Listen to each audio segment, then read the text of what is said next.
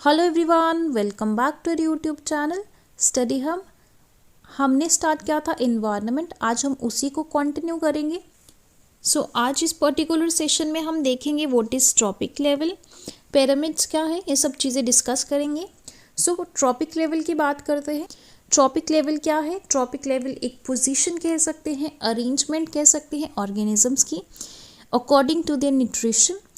उसी को हम बोलेंगे ट्रॉपिक लेवल। ट्रॉपिक लेवल क्या है? एक अरेंजमेंट है ऑर्गेनिज्म की। यहाँ पे आपको दिख भी रहा होगा किस तरीके से ऑर्गेनिज्म जो है ऑर्गेनाइज है, इसी को हम ट्रॉपिक लेवल बोलेंगे। अरेंजमेंट की बात करें तो हमारे पास एक बेस होता है, एक कोन होता है ना। सबसे पहले बेस में हमारे पास होंगे प्रोड्यूसर्स, उसके बाद होंगे हमारे पास प्राइमरी कंज्यूमर्स, फिर होंगे सेकेंडरी कंज्यूमर्स, फिर टर्शरी कंज्यूमर। इस तरीके से हमने सीक्वेंस भी पढ़ा था।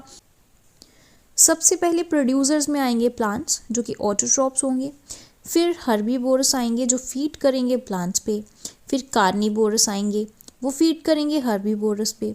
उसके बाद हमारे पास आते हैं top carnivorous. Top carnivorous feed करेंगे कार्निवोरस पे। इस तरीके से ऐसे अरेंजमेंट होती है अकॉर्डिंग टू द न्यूट्रिशन, उसको हम क्या बोलेंगे? Trophic level. ठीक है। उसके बाद हमारे पास आते हैं डीकम्पोजर्स, सेप्रोट्रॉप्स भी बोलते हैं उन्हें। ये जो ऑर्गेनिज्म है हर एक स्टेज पे ये प्रेजेंट होते हैं, हर एक स्टेज में डीकम्पोजर्स प्रेजेंट होते हैं। डीकम्पोजर्स की बात करें हर एक स्टेज में होते हैं। डीकम्पोजर्स की बात करें तो ये हर एक स्टेज में होते हैं। माइक्रो कंज्यूमर्स भी बोलते हैं इन्हें, ऑस्मोट्रॉफ्स भी बोलते हैं। लार्जेस्ट फूड चेन होती है इनकी, हर एक ट्रॉपिक लेवल में प्रेजेंट होते हैं, तो ये क्या होता है? इनकी लार्जेस्ट फूड चेन होती है। ठीक है। ट्रॉपिक लेवल में हमारे पास सबसे पहले प्रोड्यूसर्स आएंगे, first trophic level. Second trophic level में हमारे पास आएगा primary consumer. Third trophic level में आएगा हमारे पास secondary consumer and tertiary consumer. कहाँ पे है? फोर्थ ट्रॉपिक लेवल पे। ठीक है। ये कुछ अरेंजमेंट रहती है हमारे पास ट्रॉपिक लेवल की। उसके बाद हमारे पास है pyramids, ecological pyramids. Ecological pyramids क्या है? सबसे पहले इकोलॉजिकल पिरामिड्स किसने टर्म दी थी? चार्ल्स एल्टन ने। ठीक है। किसने दी थी? चार्ल्स एल्टन ने। इकोलॉजिकल पिरामिड्स की बात करूं तो इसको हम बोलते हैं एल्टोनियन पिरामिड्स। ठीक है। इसको क्या बोलेंगे? एल्टोनियन पिरामिड्स। क्यों? क्योंकि इसको एल्टन ने दिया था, तो इसको हम एल्टोनियन पिरामिड भी बोलते हैं। ठीक है। इकोलॉजिकल पिरामिड क्या होते हैं? इकोलॉजिकल पिरामिड एक्चुअल में क्या होते हैं? इकोलॉजिकल पिरामिड्स क्या होते हैं? ग्राफिकल प्रेजेंटेशन होती है ट्रॉपिक स्ट्रक्चर की। ट्रॉपिक लेवल हमने ऊपर पढ़ा, उसी की ग्राफिकल प्रेजेंटेशन ट्रॉपिक लेवल हमने ऊपर पढ़ा, उसी की ग्राफिकल प्रेजेंटेशन को क्या बोलेंगे? Ecological pyramids. इकोलॉजिकल पिरामिड्स हम कैसे मेजर करते हैं? मेजर कैरेक्टर्स पे, लाइक नंबर्स के बेस पे, मास के बेस पे, एनर्जी के बेस पे हम रिप्रेजेंट करते हैं, तो उसी को हम क्या बोलेंगे? पिरामिड। ठीक है। कौन कौन सा मैंने बोला? Pyramid number, pyramid of biomass and pyramid of energy. ये तीन मेजर कैरेक्टर्स हैं जिसपे हम मेजर करते हैं इकोलॉजिकल पिरामिड। सबसे पहले देखेंगे pyramid of number. Pyramid of number क्या है? Number of individual organism per unit area at a time at each tropic level is known as pyramid number. Pyramid number में हम देखेंगे कि कितने नंबर ऑफ इंडिविजुअल प्रेजेंट है पर unit area में। हर एक ट्रॉपिक लेवल में क्या देखेंगे?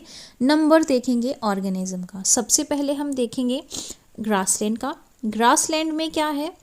सबसे पहले ग्रास, उसके बाद जेब्रा लिया है, उसके बाद लॉइन लिया है। ठीक है। फर्स्ट, सेकंड एंड थर्ड तीन ट्रॉपिक लेवल है यहाँ पे। तो यहाँ पे क्या है? अपराइट क्या बन रहा है? यहाँ पे अपराइट स्ट्रक्चर बन रहा है पिरामिड ऑफ नंबर का ग्रासलैंड के केस में। ठीक है। सबसे पहले ग्रास का नंबर ज़्यादा है, उससे कम जेब्रा का है, उससे कम लॉइन का है। ठीक है। ये क्या बन रहा है? Upright pyramid of number. कौन से केस में? ग्रासलैंड के केस में। ठीक है। उसके बाद हम देखेंगे पैरासाइट। ठीक है। पैरासाइट देखेंगे पैरासाइट के केस में हमारे पास जो पिरामिड ऑफ नंबर का स्ट्रक्चर बनता है वो इन्वर्टेड बनता है। यहाँ देख लेते हैं एग्जाम्पल में। सबसे पहले एक प्लांट है, उसी प्लांट पे काफ़ी सारे फीड कर रहे स्पैरोज होंगे, बर्ड्स होंगे, है ना। उसके बाद वहाँ पे क्या होगा, काफ़ी सारे पैरासाइट एक्ट करेंगे इनके ऊपर, है ना। पैरासाइट्स जो है बर्ड्स से ज़्यादा हैं इन नंबर। उसके बाद समटाइम हाइपर पैरासाइट भी फीड करते हैं पैरासाइट पे। इस तरीके से ये सीक्वेंस रहती है। यहाँ पे क्या हो रहा है, बेस ऊपर आ रहा है और कोन नीचे, है ना। तो इस केस में हमारे पास क्या बना, इन्वर्टेड बना। तो अगर हमें एग्जाम में पूछा गया पिरामिड ऑफ नंबर इन्वर्टेड होता है या अपराइट, तो हमारा आंसर क्या रहेगा, बोथ। इन्वर्टेड भी होता है एंड अपराइट भी होता है, ठीक है।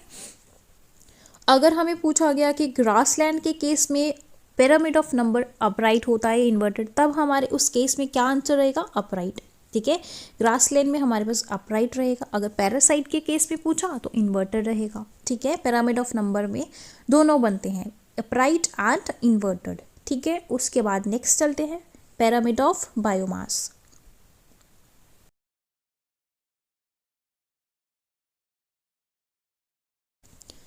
पिरामिड ऑफ बायोमास की बात करें तो pyramid of biomass is the total amount of dry weight, ठीक है। Total amount of dry weight of living matter per unit area at each trophic level. देखो पर यूनिट एरिया जो है हर जगह आएगा, ठीक है। पर यूनिट एरिया जो है हर जगह आएगा, ठीक है। सो हमने यहाँ क्या देखा, पिरामिड ऑफ बायोमास में क्या है, लिविंग मैटर का जो ड्राई वेट है ना, total amount of dry weight, उसी को हम बोलेंगे पिरामिड ऑफ बायोमास, ठीक है। लिविंग मैटर की ड्राई मोस्ट कंडीशन होती है ना, उसको हम बोलेंगे ड्राई वेट। क्यों हम ड्राई वेट ही लेते हैं, फ्रेश वेट क्यों नहीं लेते, तो इसका भी एक रीज़न है। देखो ड्राई वेट के केस में हमारा जो वेट है वो कांस्टेंट रहेगा, है ना, वो वेरी नहीं करेगा। बट अगर हम फ्रेश वेट की बात करें तो उसमें हम उस केस में हमारे पास वेट जो है वो वेरी कर जाता है।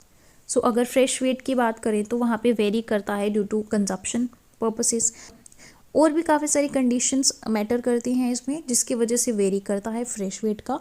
तो इसीलिए ड्राई मोस्ट कंडीशन एक ऐसी कंडीशन है जिसमें कि वेट कांस्टेंट रहता है, इसीलिए हम ड्राई वेट का यूज़ करते हैं। यहाँ पे देखें तो बायोमास जो है, पिरामिड ऑफ बायोमास में एक्वेटिक के केस में हमारे पास इन्वर्टेड बनता है, ठीक है। सबसे पहले प्रोड्यूसर्स आएंगे, उसके बाद हमारे पास प्राइमरी कंज्यूमर आएंगे, सेकेंडरी आएंगे, टर्शरी आएंगे, है ना। तो जो मास है, मास देखो, मास, मैं नंबरिंग की बात नहीं कर रही इस टाइम बात हो रही है मास की, ड्राई वेट की। तो सबसे ज़्यादा ड्राई वेट बिग फिशेस का होगा, सबसे कम होगा प्रोड्यूसर, जो छोटे छोटे वहाँ पे एनिमल्स होते हैं, एक्वेटिक एनिमल्स होते हैं वहाँ पे, है ना। तो उसका जो मास होता है वो सबसे कम होता है ना। तो इसीलिए जो है एक्वेटिक का इन्वर्टेड बनता है, ठीक है। एक्वेटिक का इन्वर्टेड ट्रॉपिक स्ट्रक्चर बनता है, ठीक है। अगर अपराइट की बात करें तो यहाँ पे अपराइट भी बनता है डेजर्ट्स के केस में, ग्रासलैंड्स के केस में, फॉरेस्ट के केस में हमारे पास क्या बनता है, अपराइट बायोमास बनता है, ठीक है। अपराइट ट्रॉपिकल स्ट्रक्चर बनता है बायोमास का। यहाँ पे भी सेम अपराइट भी होता है एंड हमारे पास इन्वर्टेड भी होता है, ठीक है। अपराइट की बात करें, डेजर्ट, ग्रासलैंड, टेम्परेट फॉरेस्ट, इन सब के केस में अपराइट होगा, और इन्वर्टेड के केस में हमारे पास इक्वेटिक होगा, ठीक है। नेक्स्ट चलते हैं, pyramid of energy. Pyramid of energy जो है हमारे पास rate of flow of energy through successor trophic level and energy decreases with each trophic level, it is always upright. तो यहाँ हमने क्या देखा पिरामिड ऑफ एनर्जी में, कि जो एनर्जी है, एनर्जी का ट्रॉपिकल स्ट्रक्चर जो है हमेशा और हमेशा अपराइट रहता है, हमेशा और हमेशा अपराइट ही रहेगा, ठीक है।